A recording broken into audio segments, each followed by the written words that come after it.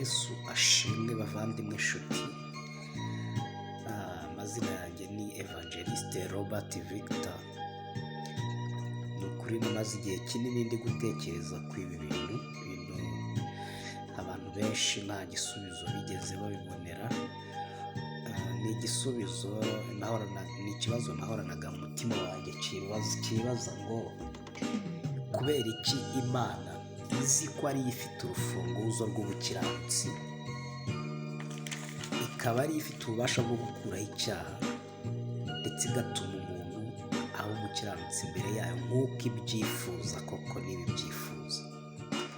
None kubera iki yaretse Satani akagumana umuntu ndetse bikaba bizamuviramo no kurimbuka, kandi ari we wiremeye, Imana ariyo yiremeye umuntu ikamuha ubuzima ikamuhereza byose, kuki itamuhinduye umwana wayo cyangwa se ngo abe umukiranutsi?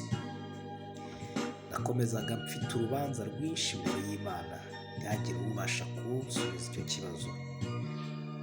Mu by'ukuri nabimaranye imyaka myinshi ndetse bimbuza no kujya wenda nsenga, kubera yuko nari mfite umutima uvuga ngo n'ubundi ari abasenga n'abadasenga bazarimbuka, singiye kwirushya. None koko wa mugani, niba abasenga n'abadasenga bose bafite ubwoba bwo kurimbuka, ubwo gusenga Imana byaba bimaze iki? Ese gukunda Imana byo byaba bimaze iki?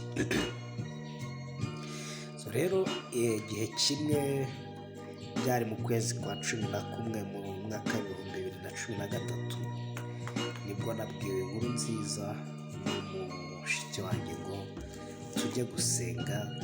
Hari umukozi w'Imana witwa Sultan Eric. Igihe namaze iminsi ntari kubyemera, ariko mu by'ukuri ntabwo byari ikindi, nuko nari maze igihe numva naranze Imana bitewe n'uko nibazaga icyo kibazo ntabonera igisubizo. Ariko icyaje kumbaho nuko naje kubyemera. Igitangaza byabaye ko uwo munsi aribwo nari bukunde Imana, nari busobanukirwe Imana. Birangira Imana nyikunda ubwo nasangaga ari kubwiriza ko Yesu yamennye amaraso ngo tubabarirwe ibyaha byacu.